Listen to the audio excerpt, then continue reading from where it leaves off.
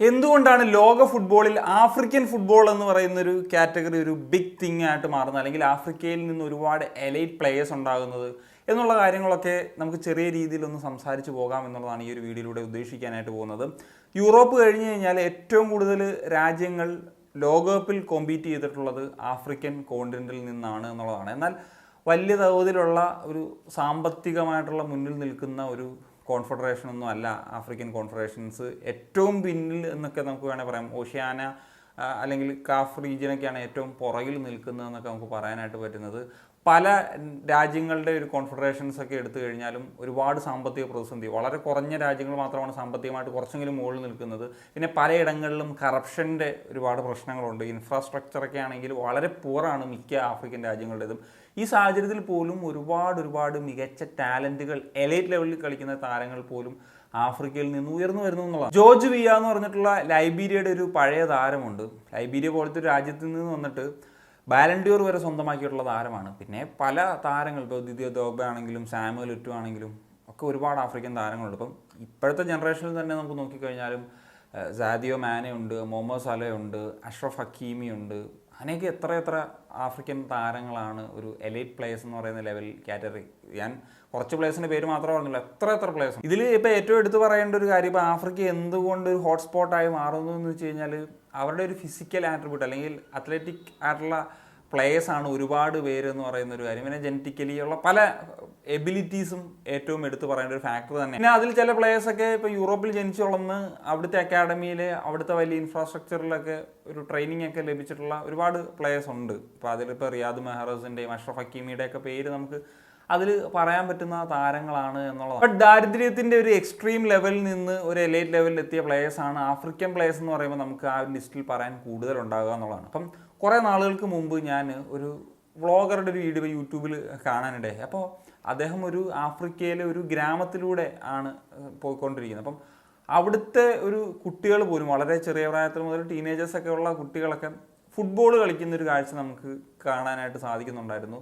അവിടുത്തെ ഒരു സിറ്റുവേഷൻ എന്നൊക്കെ പറഞ്ഞു കഴിഞ്ഞാൽ വളരെ പൂറാണ്. അപ്പം അതിൽ പല പേരും ഫുട്ബോൾ തന്നെ ആയിരിക്കത്തില്ല കളിക്കുന്നത്. ചിലപ്പം ചില തുണി കൊണ്ട് കിട്ടിയതോ അല്ലെങ്കിൽ പ്ലാസ്റ്റിക് കൊണ്ട് പൊതിഞ്ഞതോ ആയിട്ടുള്ള പ്രോപ്പറായിട്ടുള്ള ഫുട്ബോൾ പോലും അല്ല എന്നുള്ളതാണ്. അപ്പം അങ്ങനെയുള്ള സ്ഥലങ്ങളിലേക്ക് ഒരു പ്രധാനപ്പെട്ട വിനോദം എന്ന് പറയുന്നത് പോലും ഫുട്ബോളാണ് എന്നുള്ളതാണ്. 54 രാജ്യങ്ങളുള്ള ആഫ്രിക്കയിലെ 53 രാജ്യങ്ങളിലെ നമ്പർ 1 സ്പോട്ട് എന്ന് പറയുന്നത് ഫുട്ബോളാണ്. അതുപോലെ ആഫ്രിക്കൻ റീജിയനിലെ തന്നെ മോസ്റ്റ് സെല്ലിംഗ് ടോയ് എന്നൊക്കെ ഉള്ളത് നിങ്ങൾ സെർച്ച് ചെയ്ത് നോക്കിക്കഴിഞ്ഞാൽ മനസ്സിലാകും ഫുട്ബോളാണ്. അപ്പോൾ അങ്ങനത്തെ ഒരു കൾച്ചർ എന്ന് പറയുന്ന ഒരു ഫാക്ടർ ഏറ്റവും പ്രധാനപ്പെട്ടതാണ്. സ്ട്രീറ്റ് ഫുട്ബോൾ വളരെ ചെറിയ പ്രായത്തിൽ തന്നെ ഒരു വിനോദം എന്ന നിലയ്ക്ക് അവർക്ക് ഇപ്പോൾ ഏറ്റവും ചീപ്പായിട്ട് ഉണ്ടാക്കാൻ പറ്റുന്ന ഒരു ടോയ് എന്ന നിലയ്ക്കൊക്കെ ഫുട്ബോൾ കളിച്ച് വളരുന്നവരാണ് പലരും. അപ്പം ഈ കുട്ടികളൊക്കെ എന്ന് പറഞ്ഞു കഴിഞ്ഞാൽ എത്ര മണിക്കൂറുകൾ വേണമെങ്കിലും ഈ ഒരു വിനോദത്തിൻ്റെ പിന്നാലെ ചെറുപ്രായത്തിലൊക്കെ ചിലപ്പോൾ പട്ടിണി മറക്കാനായിരിക്കും. അങ്ങനെയൊക്കെയുള്ള സിറ്റുവേഷൻസിലൊക്കെ അവർ പിന്നെ ഏറ്റവും ഒരു വിനോദമായിട്ട് കാണുന്നത് ഫുട്ബോളാണ്. അതുകൊണ്ട് തന്നെ അവർക്ക് ഒരു ഇൻബിൽറ്റ് ആയിട്ട് ഇപ്പം സ്റ്റാമിന അല്ലെങ്കിൽ ഇൻഡിവിജ്വൽ സ്കില്ല് ഡെവലപ്പ് ചെയ്യാനും ഒക്കെ ഉള്ള ഒരു വേദിയാകാണ് ഇപ്പോൾ പറഞ്ഞാൽ സ്ട്രീറ്റ് ഫുട്ബോൾ എന്ന് പറഞ്ഞു കഴിഞ്ഞാൽ വളരെ പ്രധാനപ്പെട്ടതാണ്.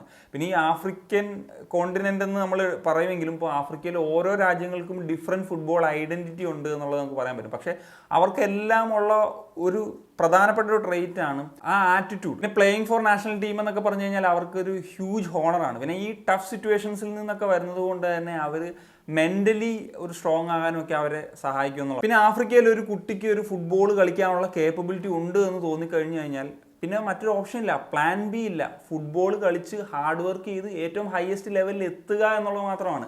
ചിലപ്പോൾ ആ ഒരു താരത്തെ ഡിപ്പെൻഡ് ചെയ്തായിരിക്കും അവരുടെ ഒരു ഹോൾ ഫാമിലി നിൽക്കുന്നുണ്ട്. അപ്പം അതിനുവേണ്ടി അവർ എത്രത്തോളം ഹാർഡ് വർക്ക് ചെയ്യാൻ പറ്റുമോ അത്രത്തോളം ഹാർഡ് വർക്ക് ചെയ്ത് ആ ലെവലിൽ എത്താനുള്ള ശ്രമങ്ങൾ നടത്തുമെന്നുള്ളതാണ്. അതുപോലെ വേൾഡ് കപ്പ് ഒക്കെ കളിക്കുന്ന പല രാജ്യങ്ങളിലെയും ലീഗുകളുടെയൊക്കെ ഒരു നിങ്ങൾ യൂട്യൂബിലൊക്കെ ചുമ്മാ സെർച്ച് ചെയ്ത് നോക്കിക്കഴിഞ്ഞാൽ മനസ്സിലാവും. നമ്മളുടെയൊക്കെ രാജ്യത്തെ സ്റ്റേറ്റ് ലീഗുകളിലെ പോലും ഇൻഫ്രാസ്ട്രക്ചറോ അല്ലെങ്കിൽ ഇപ്പം സ്ട്രീമിങ്ങോ പരിപാടികളൊന്നും കാണില്ല. പക്ഷേ അവരുടെ പ്ലേയേഴ്സിൻ്റെ ക്വാളിറ്റി എന്ന് പറഞ്ഞു കഴിഞ്ഞാൽ ടോപ്പ് നോച്ച് ആയിരിക്കും.